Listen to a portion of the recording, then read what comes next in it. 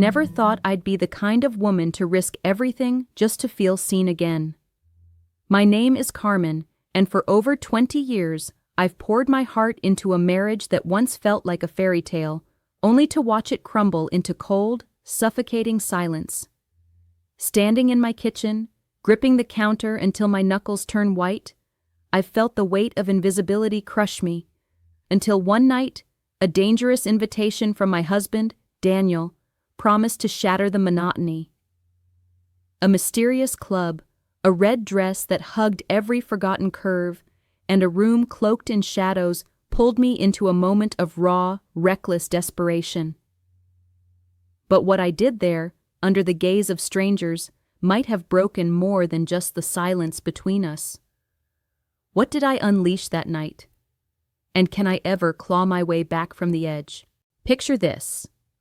I'm standing at the edge of my kitchen counter, tracing the worn-out grooves in the wood with my fingertip, feeling every scratch like it's a map of my own unraveling. My name's Carmen, and at 43, I've lived a life that once shimmered with promise, but now sits heavy, like a stone in my chest. I've been married to Daniel for over 20 years. Daniel, who's 45 now, a man who used to be my everything, my safe harbor in a world that felt too big. But these days, he's more like a shadow passing through the rooms of our home, a presence I can't quite reach no matter how hard I try. I still remember the way we started, back when I was barely out of my teens, waiting tables at a little diner on the edge of town. He'd come in every Thursday, always ordering the same black coffee and blueberry pie, sitting at the counter with this shy, lopsided smile that made my heart do a little flip. I was 22, he was 24, and those late-night drives after my shifts became our sanctuary. We'd park by the old lake, windows down, the air thick with summer and the sound of crickets, talking about a future we swore we'd build together. A simple house, a quiet life, maybe a dog or two. Those nights, his hand would find mine, and I'd feel this warmth, this certainty, that nothing could ever come between us.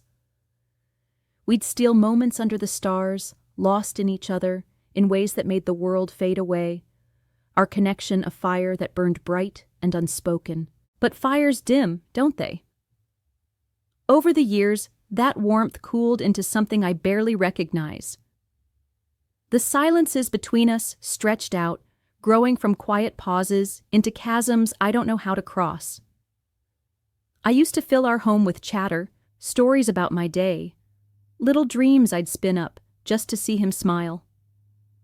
Now, I catch myself holding back, swallowing words before they even form, like they're not worth the effort.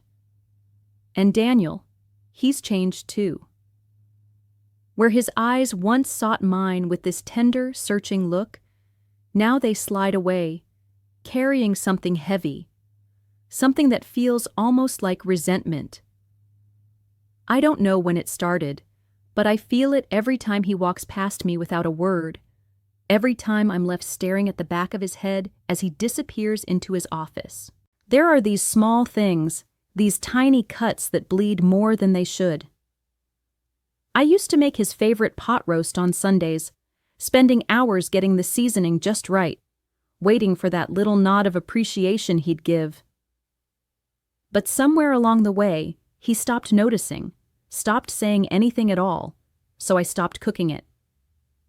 Now, it's just quick meals, thrown together in silence, eaten at opposite ends of the table. And his office, that room has become his fortress. He'll spend hours in there, door shut tight, the faint click of the door closing. Here I am, standing at the kitchen sink, the cold water running over my hands as I scrub at a plate that's already clean. The clink of ceramic against ceramic echoes in the quiet, a hollow sound that seems to fill the entire house. I glance over my shoulder, and there's Daniel, sprawled on the couch in the living room, his face lit by the blue glow of his phone.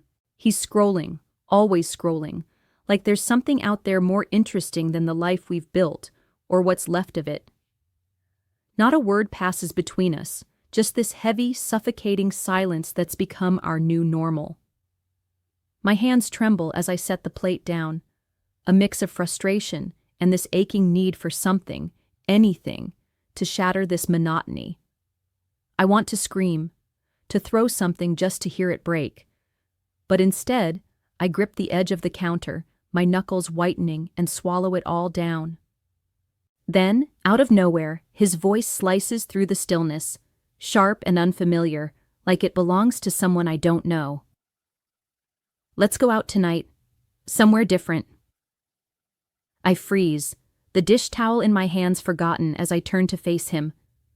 He's looking at me now, but there's a glint in his eyes I can't place. Part challenge, part mockery, like he's daring me to say no.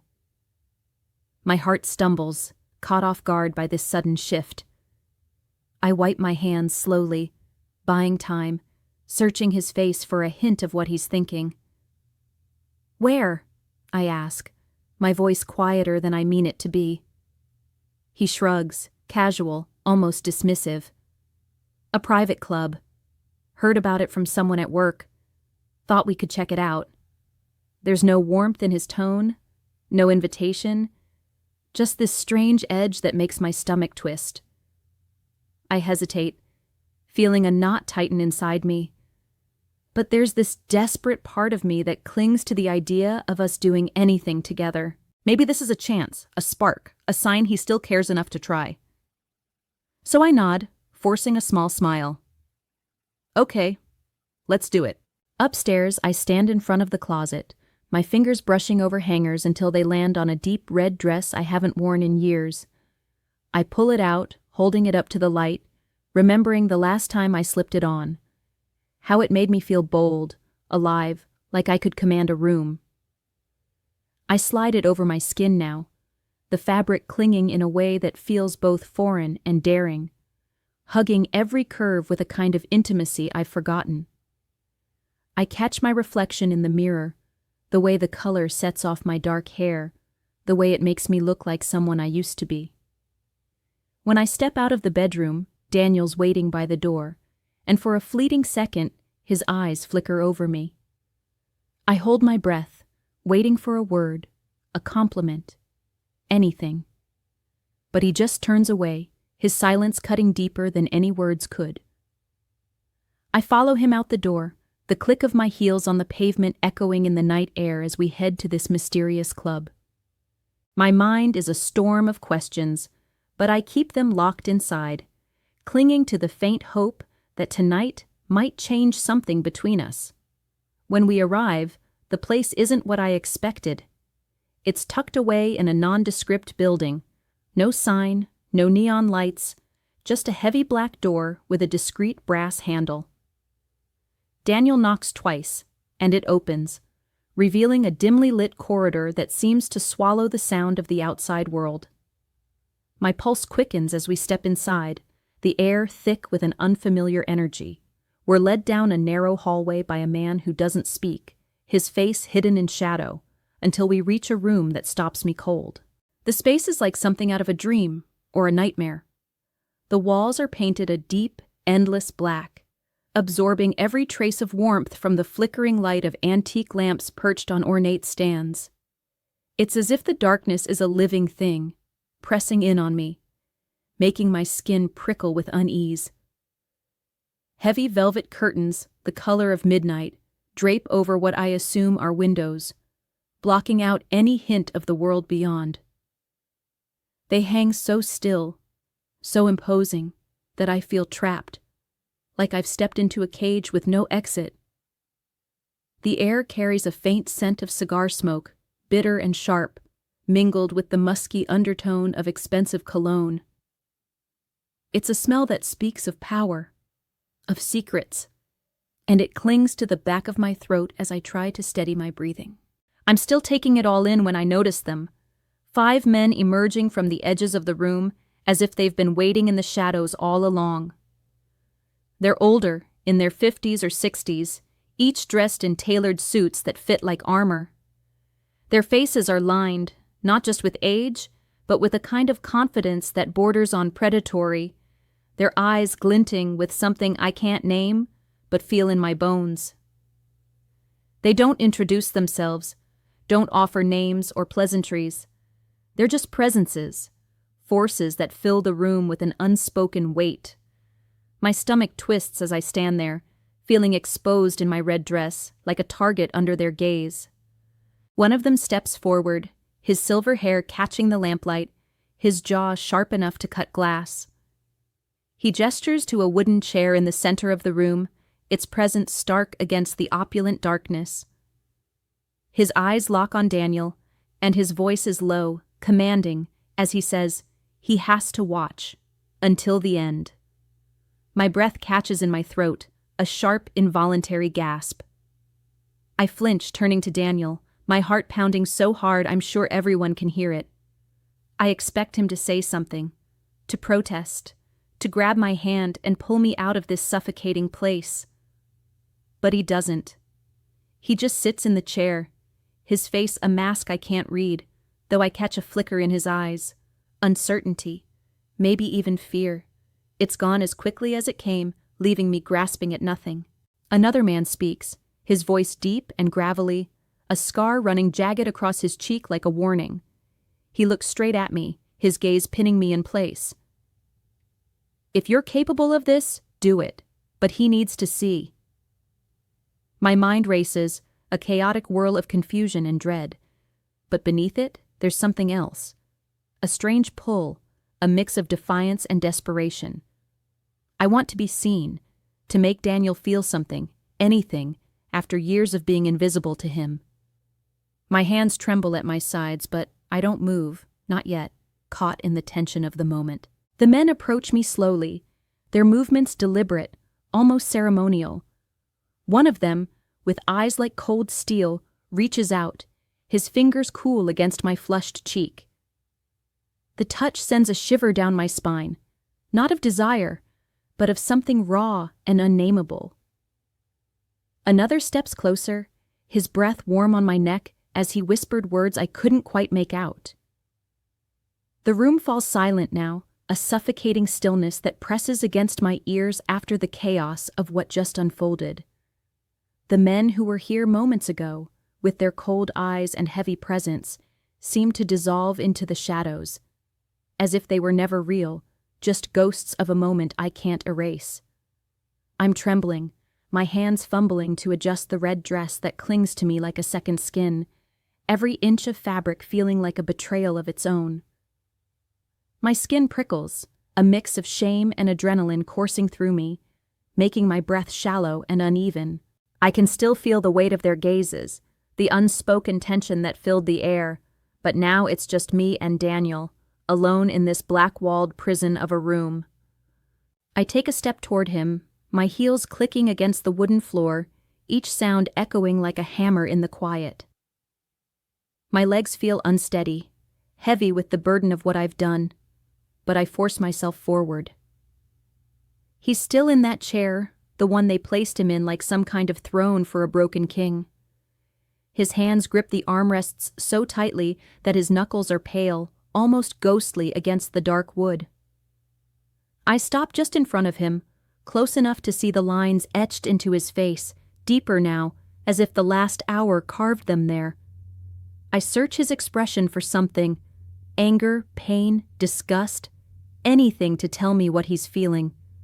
But his face is a mask, unreadable except for his eyes.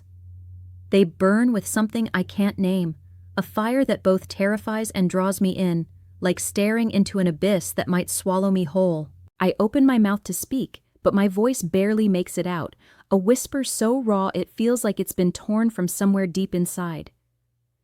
This was about you. I wanted you to see me again. The words stumble out, clumsy and jagged, as I try to explain the mess of emotions that led me here. I felt invisible, Daniel. For so long, I've been right in front of you, and you wouldn't look at me. I needed you to feel something, even if it was hate. I needed to know I still mattered. My voice cracks on that last word, and I hate how vulnerable I sound. How desperate. But it's the truth, laid bare in this suffocating space between us. He doesn't move at first, doesn't even blink, but when he speaks, his voice is ice, sharp enough to cut through me. I saw, and now I can't unsee it. Each word lands like a blow, heavy and final, and I feel a wave of nausea rise in my chest, the reality of what I've done crashing over me. I thought I wanted a reaction, any reaction, but not this. Not this cold, piercing truth that tells me I've gone too far, crossed a line I can't step back over. My stomach churns, and I reach out instinctively, my hand trembling as I try to touch his, to bridge this chasm I've created. But he jerks away before I can make contact, standing so abruptly that the chair scrapes harshly against the floor, the sound grating in the silence. He doesn't yell, doesn't raise his voice or lash out. That might have been easier to bear. Instead, he just turns, his shoulders rigid, and walks toward the door, each step deliberate, like he's carving distance between us with every movement.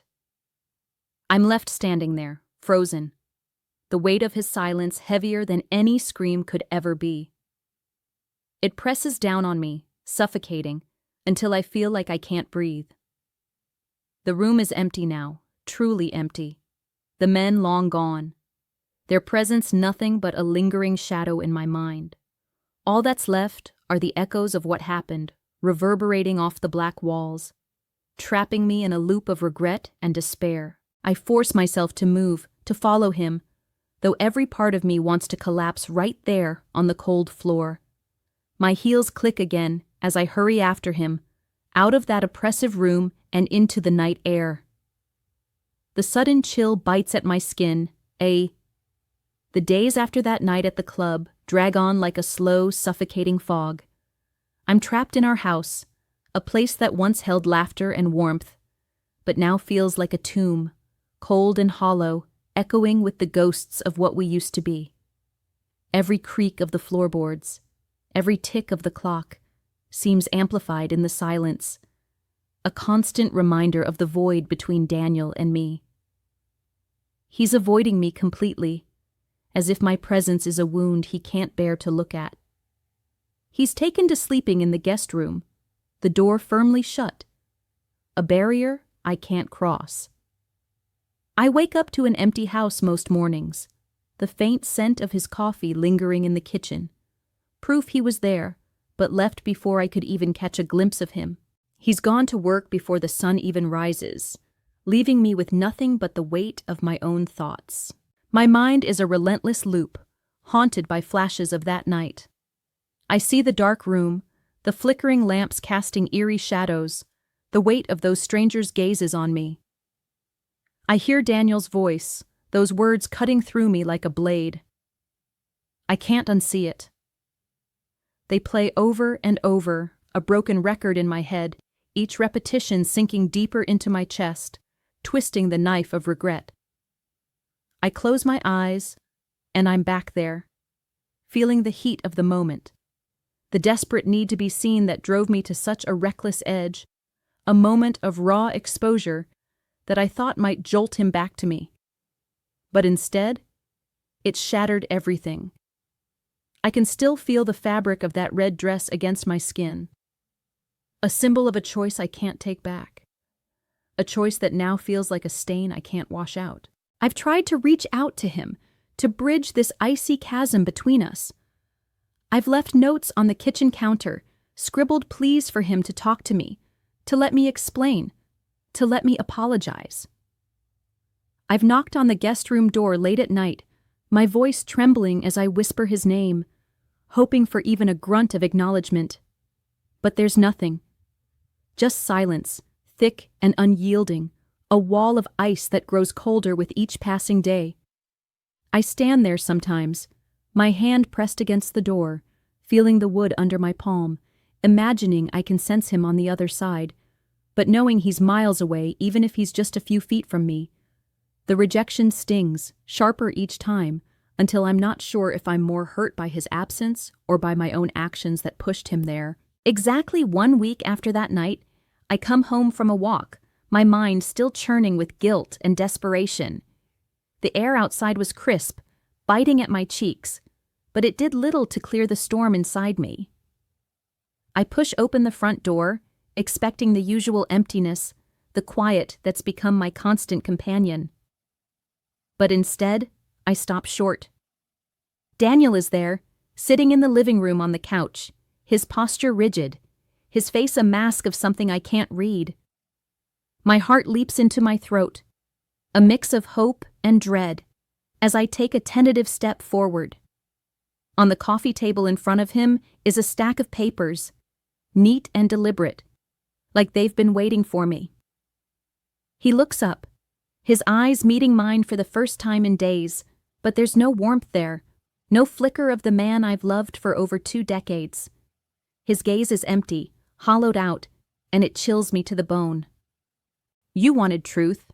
Here it is," he says, his voice flat, devoid of any emotion, as if he's reciting lines he's rehearsed in his mind.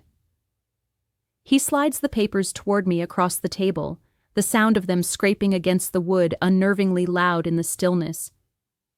I step closer, my legs feeling like they might give out, and I glance down. My breath catches, a sharp, painful hitch in my chest, as I see the words at the top of the page. Divorce filings. His signature is already there, scrawled in black ink, final and unyielding. The days following that moment with the divorce papers unfold like a slow, inevitable unraveling of everything I've known. I'm still reeling from seeing Daniel's signature on those documents, a stark line that seems to cut through the last threads holding us together. True to his word, he doesn't linger. Within a week, he's gone. I watch from the hallway as he packs with a quiet efficiency that feels almost mechanical, taking only the essentials: clothes, a few books, his laptop. He leaves behind so much of what we shared, as if those things are tainted now, too heavy with memories he doesn't want to carry. The old photos of us, framed and faded, still sit on the mantel, capturing smiles from a time when we couldn't imagine an end. The furniture we picked out together over the years, the couch where we'd curl up on rainy nights, the dining table where we'd linger over coffee, remains untouched, like relics of a life that no longer exists. Each item is a silent witness to our past, and now, a painful reminder of my solitude. The house feels cavernous without him. I wander through the rooms, my footsteps echoing in the stillness, the air thick with an emptiness that presses against my chest. I pass by the guest room where he'd been sleeping, the door now ajar, the bed stripped bare. I stand there for a moment, staring at the blank mattress, feeling a pang of something I can't quite name. Loss, maybe? Or the ghost of a hope I'd clung to despite everything. I move to the kitchen, running my fingers over the counter where I'd left those desperate notes, now gone, probably tossed without a second thought. The silence is deafening, broken only by the occasional hum of the refrigerator or the distant sound of a car passing outside. I'm alone now, truly alone. And the weight of that reality settles into my bones like a cold I can't shake. The legal process moves forward with a speed and detachment that feels almost cruel. It's all so clinical, so devoid of the mess of emotions that led us here. There are no heated arguments, no tearful confrontations, just paperwork, signatures, and a final court date that looms like a dark cloud on the horizon. When the day comes, we don't even speak. I sit on one side of the sterile courtroom, Daniel on the other, separated by a space that feels like an ocean. I steal glances at him, searching for any sign of the man I've spent over 2 decades with, but his face remains impassive, his eyes fixed on the judge as the proceedings unfold. We sign the last of the documents in silence, the scratch of the pen against paper the only sound between us. And just like that, it's over. 20 years, reduced to a few stamped pages and a gavel's final strike. I walk out of the courthouse into the gray afternoon, feeling hollowed out, like a shell of the woman I used to be. As the weeks turn into months, I find myself grappling with a storm of conflicting emotions. I think back to that night at the club, the moment that set all of this in motion. I don't fully regret what I did there, not in the way you might expect. That act, as reckless and raw as it was, came from a place of deep, aching desperation, a need to be seen, to shatter the numbness that had encased our marriage like frost on a window pane. It was a cry for something, anything, to break through the wall of indifference that had grown between us. I wanted to feel alive again, to force a reaction, to make Daniel look at me the way he used to, even if it was through anger or pain. In that moment, under the weight of those strangers' gazes, I felt a fleeting, twisted sense of power. A reclaiming of something I'd lost. But that fleeting rush came at a cost I hadn't anticipated. What I do regret, what gnaws at me in the quiet hours of the night, is that Daniel couldn't see past the act itself to the hurt that drove me to it. I wanted him to understand, to look into my eyes and see the years of loneliness, the countless nights I'd spent feeling invisible, hoping for his attention. Don't forget to subscribe, like, and comment if you enjoyed this story. This will help us create more engaging stories for you.